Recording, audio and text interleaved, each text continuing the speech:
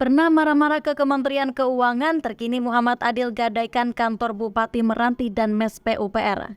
Aset pemerintah Kabupaten Kepulauan Meranti Riau digadaikan ke Bank Riau Kepri Syariah Cabang Selat Panjang. Aset itu digadaikan oleh Muhammad Adil saat masih aktif menjabat sebagai Bupati Kepulauan Meranti dengan nilai pinjaman 100 miliar rupiah. Dilansir dari serambinews.com pada 16 April 2023 malam, dua bangunan yang digadaikan Adil yakni kantor Bupati Meranti dan Mes Dinas PUPR Meranti. Dua bangunan itu digadaikan 100 miliar sejak Januari 2022. Namun menurut pimpinan cabang BRK Syariah Cabang Selat Panjang Ridwan, dana yang dikucurkan baru sekitar 60 miliar rupiah. Realisasinya pinjaman sampai Desember 2022 baru sekitar 60 miliar rupiah. Sebut Ridwan saat diwawancarai Kompas.com melalui sambungan telepon pada Sabtu 15 April 2023. Ridwan menjelaskan dalam pembiayaan di BRK Syariah tidak ada aset yang jadi agunan. Pihak bank menggunakan sistem pembiayaan akad kerja sama musyarakah mutanakisah dengan underlying aset. Musyarakah mutanakisah adalah bentuk akad kerja sama dua pihak atau lebih dalam kepemilikan suatu aset.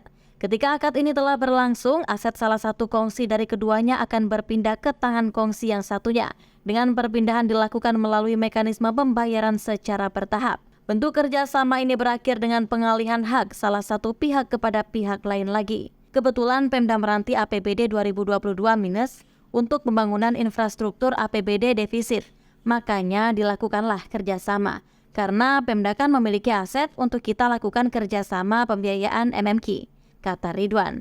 Ridwan menyebut aset yang dimaksud bukan kantor bupati, melainkan kantor dinas PUPR Meranti.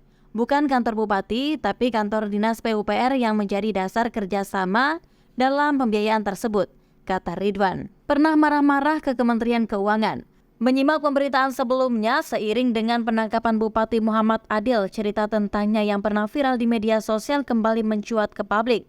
Salah satunya adalah ungkapan kekesalannya kepada Direktur Jenderal Perimbangan Keuangan Kementerian Keuangan, Laki Alfirman, yang ia lontarkan beberapa waktu lalu. Saat itu kekesalannya ia sampaikan dalam rapat koordinasi pengelolaan pendapatan belanja daerah se-Indonesia di Pekanbaru pada Kamis 8 Desember 2022.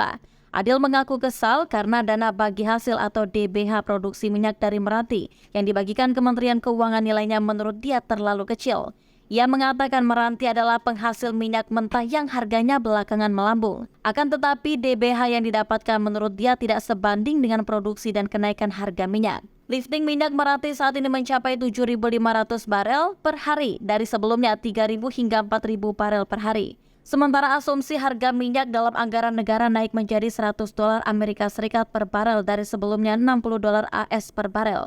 Namun DBH tahun ini sebesar 115 miliar rupiah, hanya naik sekitar 700 juta rupiah dari sebelumnya. Meranti itu daerah termiskin se-Indonesia, penghasil minyak termiskin, ekstrim lagi. Pertanyaan saya, bagaimana kami tidak miskin? Uang kami tidak dikasihkan, ungkap Adil kala itu.